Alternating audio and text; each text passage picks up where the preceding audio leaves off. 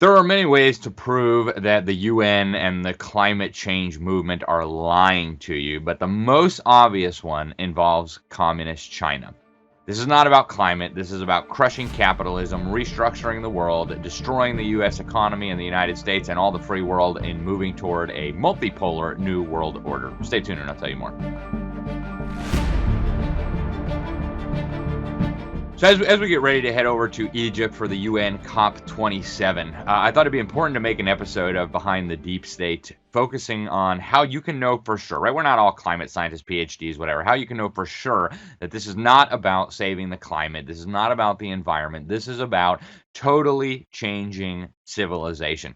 If the endless fleets of private jets and gas-guzzling limos were not enough to show you that these people do not themselves believe the climate narrative, the situation with China is really all that you need to know to understand that we are being had, folks. This is a scam of highest order. Under the Paris Agreement, and this is critical, right? We had a team for the New American at the UN Climate Summit in Paris. We went through all of this with a fine-tooth comb. Under the Paris Agreement, Obama vowed to unilaterally, he didn't even seek Senate approval, ratification for this madness, but he vowed to slash American CO2 emissions by more than 25%, somewhere between 26 and 28% by the year 2025, using executive orders, executive edicts, and federal regulations. Under this agreement, this Paris Agreement, Obama basically committed to slashing and burning our economy. It would cause drastically soaring energy prices. And you don't have to believe me. This has been Obama's goal all along. Check out this video. Under my plan of a cap and trade system, electricity rates would necessarily skyrocket. So Obama was very open about the fact that he wanted energy prices in America to skyrocket, right? So what happens with energy prices skyrocketing? Well, the Heritage Foundation did an analysis of these pledges that Obama made in Paris for this Paris Agreement. And what they found was that this would increase the electricity cost for a family of four between 13 and 20% annually. In other words, within 5 years, you would see a doubling of your electricity costs just as a result of this Paris Agreement. Forget the inflation, don't even add anything else into it. Doubling in 5 years, okay? Since Americans just have so much free cash laying around, hey, let's just double our electricity costs, right? So what would that cause in the economy? Well, according to the Heritage Foundation study, which I think drastically underestimated this, that would cause an annual shortfall of nearly 400,000 jobs by 2035, over 400,000 jobs lost. An estimated 200,000 of those would be in manufacturing. It would reduce U.S. gross domestic product by over $2.5 trillion. Okay, so what's going to happen to all that GDP? What's going to happen to all those jobs? What's going to happen to all those factories that can no longer remain competitive in the international market due to the drastically higher electricity rates? Well, the answer is very simple. They're going to pack up and they're going to move to China, and they're going to use slaves in China to manufacture the same goods that we used to manufacture here. Because in China, they are building more coal-fired power plants than the rest of the world combined. In fact, they're building them faster than we can count them, okay? Keep that in mind, right? How does it help to shut down American industry and ship it over to China if you really want to save the climate? We'll come back to that. Now, based on the UN's own ludicrously discredited climate models, if you completely eliminated all U.S. CO2 emissions, which is, of course, impossible unless you slaughter everybody in America, but if you were to completely eliminate all American CO2 emissions, that would produce, again, this is according to the UN's own fake models, less than 0.2 of a degree Celsius reduction in global temperatures. Less than 0.2 of 1 degree, folks. It is literally imperceptible, okay? It is essentially you could kill everybody in America and it would make virtually no difference to global temperatures, even according to the UN's own fraudulent models. The same is true for Australia, for Europe, for Canada, for New Zealand, for Japan, right? Pretty amazing. Right? Pretty amazing. So we're going to destroy our economy. We're going to shut down production here. We're going to send it all to China to make absolutely no difference in the global climate. Very interesting. Now, if these people actually believed that CO2 was bad, the worst thing in the world that they could possibly do is ship production to China, right?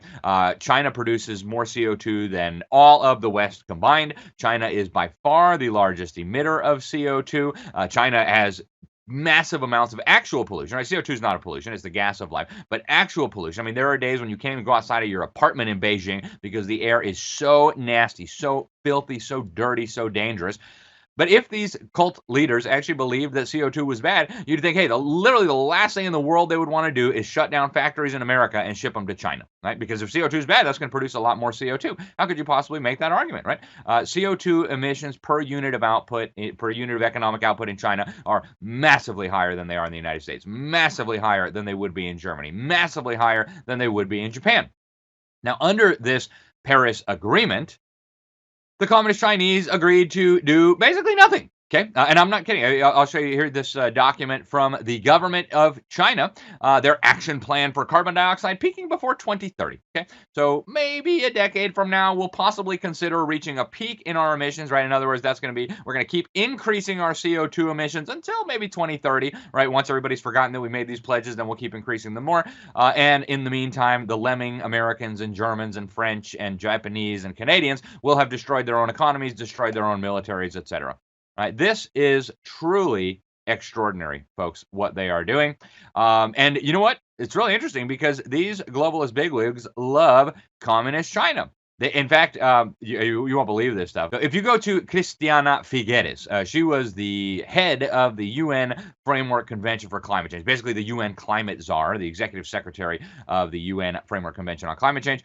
She told Bloomberg in an interview that communist China was doing it right when it comes to fighting alleged man-made global warming. There you see the article. Right?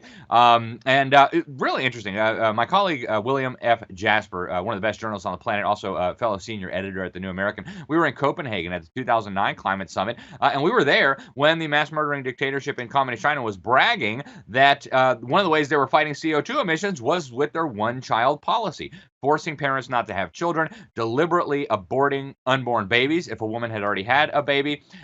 Systematic slaughter is good for global warming. And I mean, they said this openly, right? Zhao Bai, the vice minister of China's National Population and Family Planning Commission, he was at this UN summit, and here's what he said. The Chinese policy on family planning proves to be a great success. It not only contributes to reduction of global emissions, but also provides experiences for other countries, developing countries in particular, in their pursuit for a coordinated and sustainable development.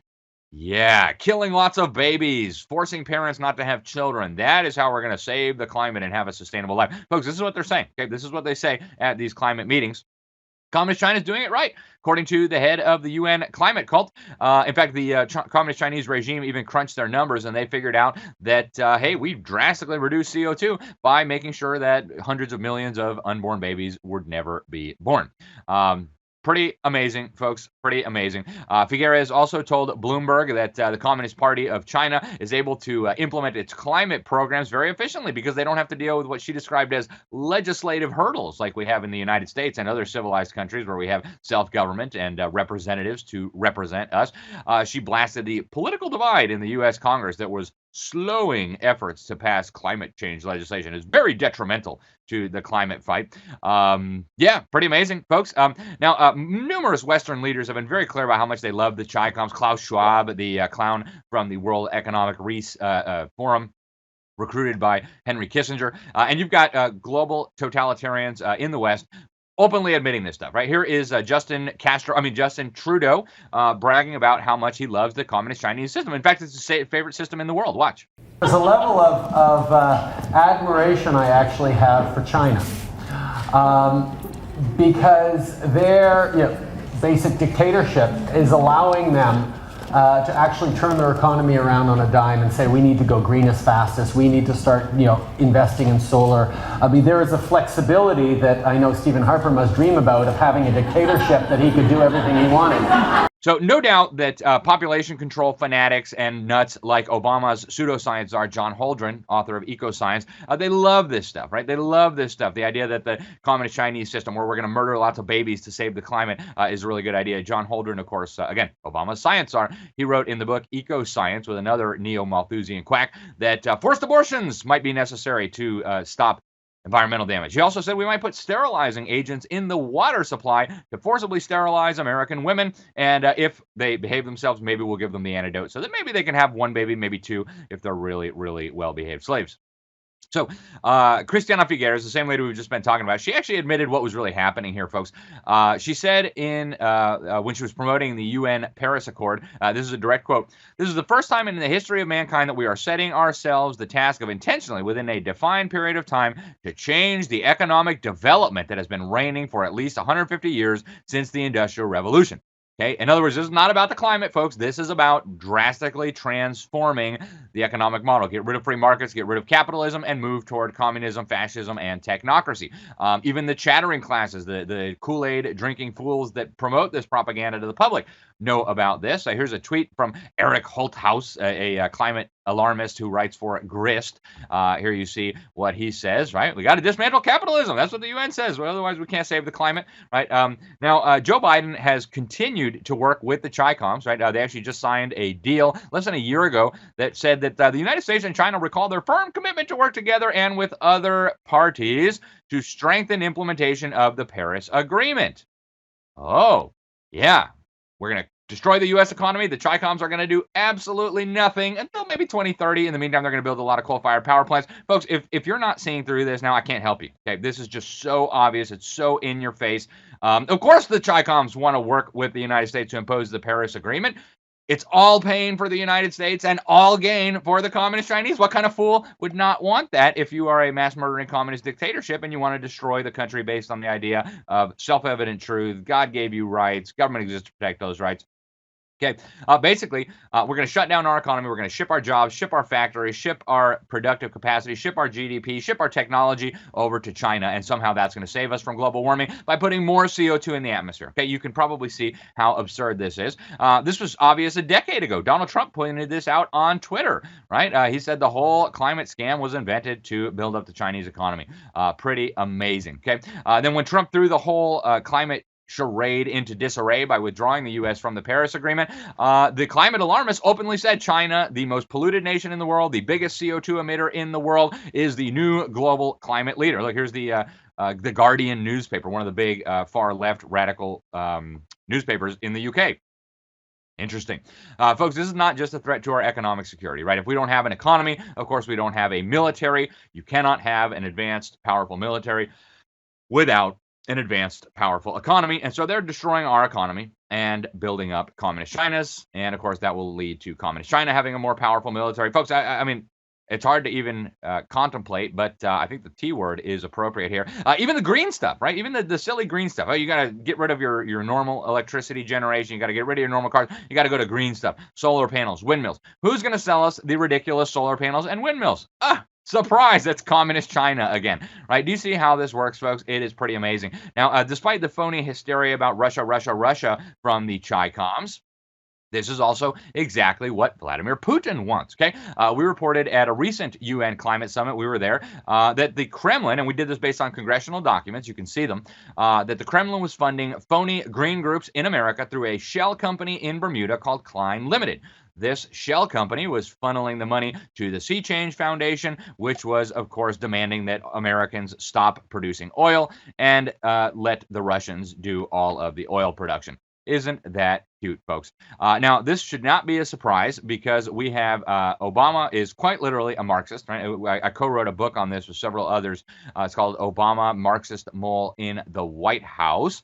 And I contributed a chapter on South Africa. Obama was very open about the fact that Mandela, a known member of the Central Committee of South Africa, the head of the terrorist wing of the ANC, that's why he was put on the U.S. terrorism list by George H.W. Bush, was his inspiration for getting involved in politics. Okay? And anyways, by their fruit ye shall know them. It's pretty obvious what Obama was trying to do. And this should not be a surprise, right? The Secretary General of the United Abominations, Antonio Guterres, before he became the head of the UN, he was the head of the Socialist International, the largest alliance on the planet of socialist and communist political parties. They govern most of the nations on the planet, and in many cases, they're the top opposition party, and they have the blood of millions of people on their hands. Is anybody surprised that the Secretary General of the UN, a known proud socialist, a former member of the Socialist Party, would support global socialism under the guise of saving us from climate change. Many UN leaders have made this clear, folks. Otmar Edenhofer in 2010, he told Germany's NZZ Online Sunday, he was, by the way, the co-chair of the IPCC Working Group 3. By the way, IPCC, the Intergovernmental Panel on Climate Change, that's like the UN's top organization for climate pseudoscience. He was also the lead author in the IPCC Fourth Assessment Report in 2007 that said humans must be to blame. This is what he said in this German publication. One must say clearly that we redistribute de facto the world's wealth by climate policy. He says one has to free oneself from the illusion that international climate policy is environmental policy. This has almost nothing to do with environmental policy anymore. And as if to confirm that, John Kerry is palling around with his mass-murdering communist buddies at the UN Climate Conference in Egypt. Here he is hanging out with mass-murdering communist dictator Nicolas Maduro, who incidentally has a $15 million bounty on his head by the Department of Justice. And of course, the Biden regime is begging them to produce more oil. They can't really, because they've ruined their economy so bad they can't even get the oil out of the ground. But they're begging them to produce more oil. So you shut down American oil production, you shut down American pipelines, you shut down drilling, exploration, and resource development on federal lands, and then you go beg mass-murdering communist dictators to produce more oil so we can send them more American dollars. Folks, this is obviously a scam. If you dig into the science, it's obviously a scam, right? CO2, carbon dioxide, the gas of life. Human emissions of CO2, for some perspective, make up a fraction of 1% of all the greenhouse gases naturally in the atmosphere. Water vapor is the overwhelming majority, like 95+%. CO2 is the gas we exhale. I was talking to Dr. Happer, Donald Trump's climate advisor, physics professor at Princeton University. He and I spoke at a climate summit some years ago in Phoenix. He said the planet is starving for more CO2. He said plants are designed to live in an atmosphere with 4 to 5 times as much CO2 as we have right now. The whole idea that sea levels are rising, absolute lie. We interviewed Dr. Niels Axel Morner, one of the foremost global experts on sea level. He just passed away recently. He was one of the leading sea level experts for the UN IPCC, and he said, I can't put my name on this thing. This is garbage. You can't publish it. It's fake. It's a lie. They published it anyway. So, folks, we are being deceived, and all you really need to know, you don't even need to know the climate science. You don't even need to know the physics or the environmental pseudoscience underpinning this. All you need to know is if these people truly believed this, the last thing in the universe they would be doing is exactly what they're doing, shutting down our factories, shutting down our energy production, and rebuilding it in communist China, powered by coal-fired power plants. I'm Alex Newman. This is Behind the Deep State. Thank you for tuning in. Go to thenewamerican.com for much more coverage as you're watching this, as it's being released. We are almost at the UN Climate Summit, the UN COP27 in Sharm El Sheik, Egypt. I hope you will follow our coverage. Again, it's all going to be at thenewamerican.com. Tell your friends, share this out, folks. We are the only honest media outlet that I know of that is inside the UN COP27 climate conference. Tell your friends, tell your congressmen, tell your state legislators. We must get this information out. The fascist social media companies are trying to censor it. Don't let them. Thanks again. God bless you all. If you enjoyed this video, please make sure to subscribe, hit like, hit that little bell so that you'll be notified whenever we post new videos. And also, please make sure to share this video with your friends. Email is a great way to do it. Remember, there are powerful forces working to steal our freedom and destroy our country. We need to work together, expose those behind the deep state. Otherwise, you can kiss your liberties goodbye.